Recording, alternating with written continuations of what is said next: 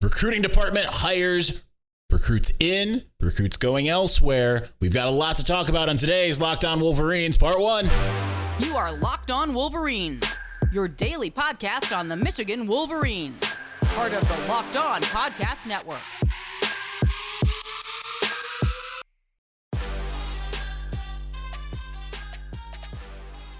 Happy Monday. We are finally back and doing it. Locked On Wolverines podcast, part of the Locked On Podcast Network. Where's your team every day? We did not do well with that yet last week because I was not in the house most of the week, unfortunately. But we are back. We're doubling up today. Locked On. We already did that part. I'm your man on the ground as a whole publisher of Wolverines Wire through USA Today Sports Media Group. So we are back and doing it. Lots of little news items. Nothing that I feel like is a whole segment per se. So we're just going to touch on as much as we can. I would say that the biggest news that has faced Michigan in the last weekish is probably the loss of Bryce West. So let's talk about that because, yeah, Bryce West not opting to not come to Ann Arbor, down to 50-50 to Michigan and Ohio State, chooses Ohio State, commits verbally on Friday, makes it official on Saturday with the graphic that goes out and all of that, yada, yada, yada. Which he didn't come back to town as he said he was going to try to. As some have pointed out, look at where he announced that he was maybe coming back to Michigan. That he didn't tell a Michigan site that, he told an Ohio State site that. So that, as I had said last week, when that was this idea of he's going to come check out Michigan, that means one of two things. It means one thing, but one side of either coin. It meant he was trying to confirm a decision, whether it was a decision to go to Ohio State or a decision to go to Michigan. He chose Ohio State. Now, does it sting? It absolutely stings, right? But if we're being realistic about it, and we've long been realistic about it on this program, it was unlikely that Michigan was going to get him. It was not as unlikely as, say, one of the Bosa brother, or the second Bosa brother. It wasn't as unlikely as many of the other guys who've come out of Glenville, but it was still unlikely. If you wanted to put a percentage on it, it was probably 60% Ohio State, 40% Michigan. That's still unlikely, right? 40% is still unlikely, but Michigan had more than a puncher's chance, and it just didn't go their way. So that is what it is, unfortunately. But Michigan definitely put itself in a good position, and as much as you can sit there and say, that's a big loss, it is, but I mean, it's akin to Donovan Peoples-Jones going to Michigan instead of Ohio State in a lot of ways, right? And that was a close one as well. Probably a lot closer than people thought. So that's what it is. Now Michigan's got to try to find a way to get Aaron West. And that one is way more likely. That one is not unlikely. Does it mean he'll end up at Michigan? No, he very well could end up at Ohio State. But it is still within the cards. It is still something that Michigan can do. So that is some of the bad recruiting, right? That's where it's really upsetting, probably more than anything. But Michigan, since we've last talked, has also gotten a couple commitments. They got a commitment from Dominic Nichols, the one edge rusher. They got one from Devon Baxter as well. So both are 4-star recruits, or Devon Baxter has a 3, I believe. But Nichols it's kind of weird. The 24/7 Sports Composite has got some 4 stars in the 400s, which is not something I'm used to seeing. I don't know how that works. But Nichols is 433 in the country. He had offers he chose Michigan over Wisconsin, Clemson, Kentucky. He had offers from Penn State, Florida State, Ole Miss, South Carolina, Tennessee, the 2 Virginia schools, yada, yada, yada.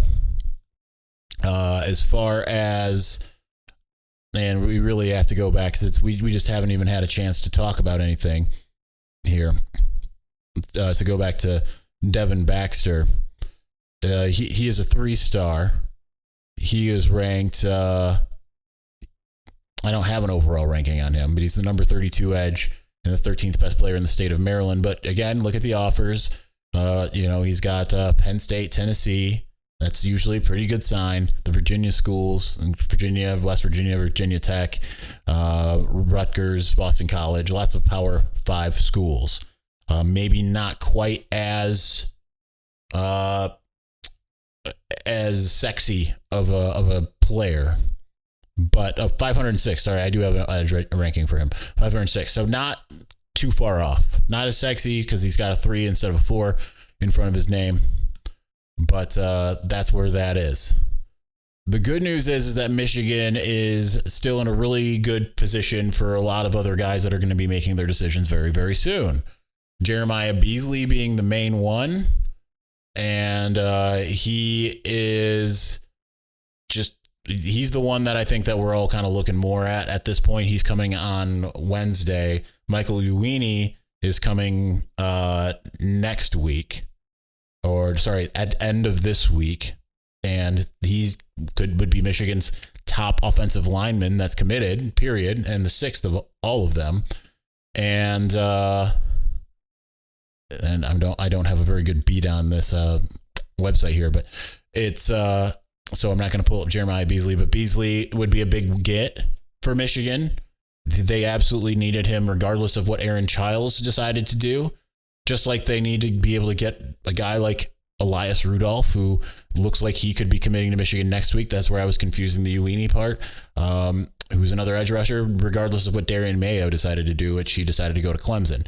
So there's a lot here that of the trying to sort things out, but it's happening a lot earlier than what Michigan has been doing, and whereas Michigan have been kind of behind the 8 ball with some of these things in recent years, right? You think back to last year, and all these guys are figuring out their class. Michigan's sitting there with half a recruit committed in the class, and still just kind of struggling to get everything to go through. So at least now Michigan is, excuse me, that's a very timely cough, really starting to get things worked out here. Beasley, now that I learned how to use the internet again, is still a 58% chance to go to Michigan, over 41% Michigan State. No Michigan State predictions have come in since September. Those guys have not moved, the RCMB people. But choosing between Michigan State, and Missouri, again, he's deciding on Wednesday, and he is 237 in the nation. And to get a Belleville kid that is ranked highly, Michigan needs to be able to do those types of things. So that is good news there. Again, Michigan going to likely get more good news with Uini. And I do not know why it doesn't have him. There we go. I know he's gotten crystal balls up here. Michigan's got 2 crystal balls for Uini. He is ranked 127 in the country, the number 8 offensive tackle, and there still could potentially be a Bennett Warren out there. So that would bring Michigan's class to 25, and still growing, because certainly they're still trying to get some guys into that class. Now, some you can, I believe, defer, like Gatlin Bear, if they're able to get him. It sounds like things went really well for him. He's got a future cast on Rivals. He's got non-3 recruiting prediction. Nothing on 24/7 as of yet. But I'm starting to think this class could go up to 32. I think it probably will, which is wild. But they can do all kinds of things with that roster. And NIL is a part of it. Empower's doing a whole bunch of stuff. Really is feeling good. All right, let's get to more of the news items that have happened in the last couple of days over the weekend, as well as maybe, depending on time, some of the stuff we didn't get to last week, including the NBA draft. 2 guys go in the NBA draft. I just spoke for 20 minutes on the Locked On Magic about Jett Howard. So if we don't get to it, that will be available for you out there on Tuesday. But we will continue on here in just one moment. But baseball season is in full swing. There's no better place to get in on the action than FanDuel, America's #1 sportsbook.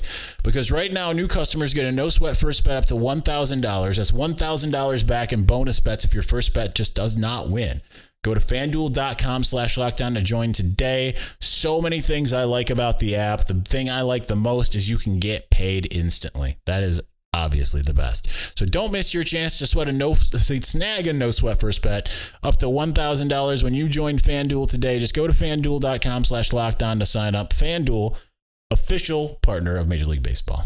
Major League Baseball trademarks used with permission.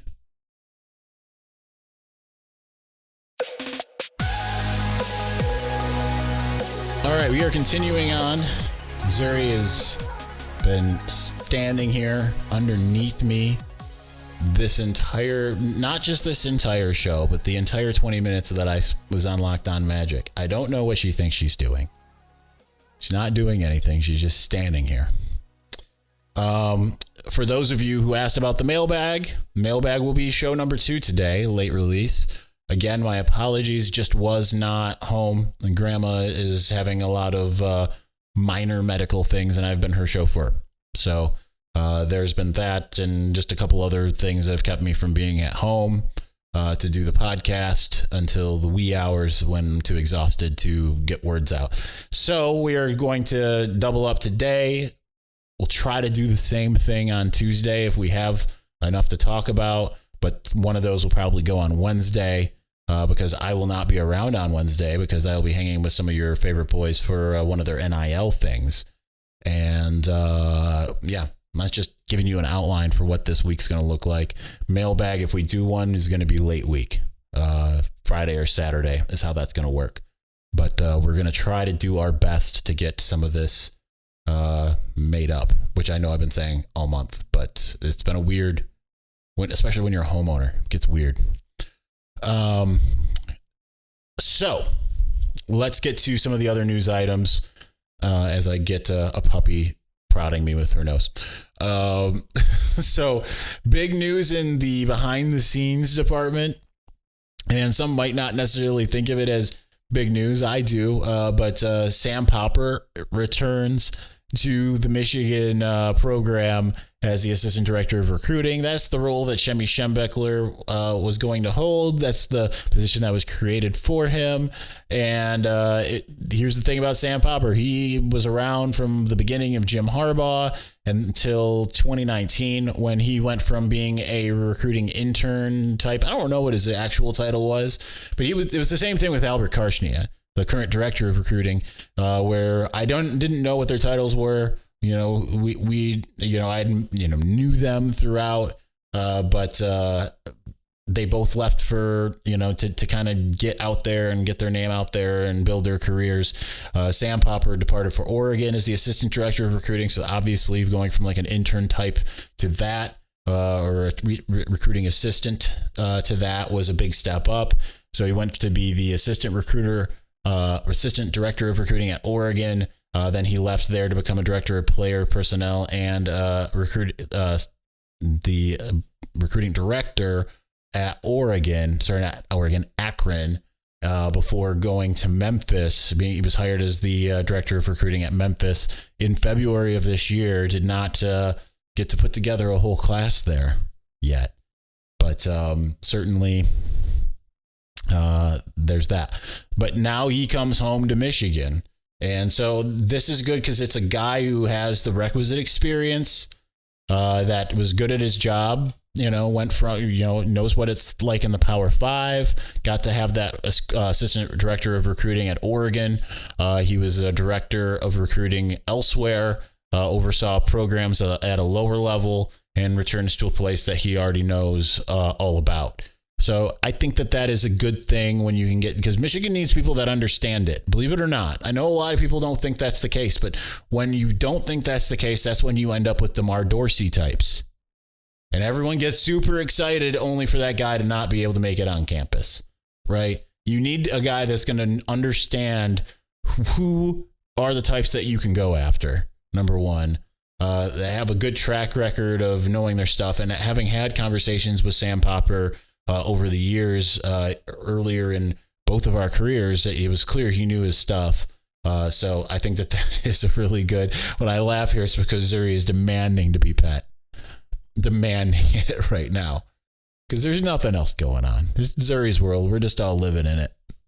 But I think that is a really good hire for Michigan, especially this late in the game, right? To get a guy that knows Michigan, has experience, all of that, I think is a solid move for the Wolverines as far as that's concerned. Other thing that I want to talk about, and then I think we will devote segment 3 to basketball here, is just kind of general expectations have kind of started to come out in the last week or two.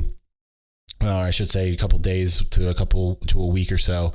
The most recent being Sporting News put out their bowl projections. And we're seeing more and more now of people looking at Michigan and saying, you know what, that FP, whatever it is over at FPI at ESPN, that's a bunch of hogwash. Because, I mean, it's just look at what's capable out there, and Michigan is the team to beat. Because we're still seeing a lot of that, like Ohio State, right? Phil Steele said that he expects Michigan and Ohio State have the same record. I guess it's just who's going to be that guy. Is it going to be Michigan again? Is it going to be Ohio State? Ohio State fans are obviously extremely confident for reasons unknown. Not unknown. I know before I get a bunch of tweets and YouTubes of people saying like, hey, we won 18 of 20, blah, blah, blah, blah. Okay, yeah, what have you done for me lately? That's the world of college football. It's not, if you're Michigan fans are reminded of that constantly, as talk about the winningest program of all time. What have you done for me lately? And coming off of 3-9, doesn't feel very good to sit there and say, hey, well, we've still won the most games. Yeah, what did you do in 2008, right? What did you do in 2022? Ohio State fans are celebrating a loss to Georgia like they won it. They didn't. It's, horseshoes and hand grenades. So that in mind, Michigan's at least finally putting itself in a quality position here where you look at the roster, you look at the schedule, and you look at the recent success, and they sit there and say, this is the team to beat. So I say all that just to say that Bill Bender, my friend over at Sporting News, he did his bold projections, and he said Michigan's going to win the Big Ten again. Has them as the number 2 seed. Has Ohio State in the playoff as well at number 4, indicating that he has them losing to Michigan once again, which any Michigan fan will tell you is smart, and any Ohio State fan will tell you is stupid. But he had that, and then he has Michigan playing Georgia in the national championship game. Doesn't have a prediction there, but that's how he has it going. Athlon Sports is another outlet that has a similar outlook. They released their top 133. The only team that was left out was Rutgers State, and they have Michigan at number 2, behind Georgia, ahead of Alabama, ahead of USC, ahead of Ohio State. So more and more, there are people out there looking at it and saying Michigan. So it's incumbent upon Michigan to make good on that. Let's talk a little basketball here in just a moment. And then episode number 2 will be the mailbag that should have happened last week.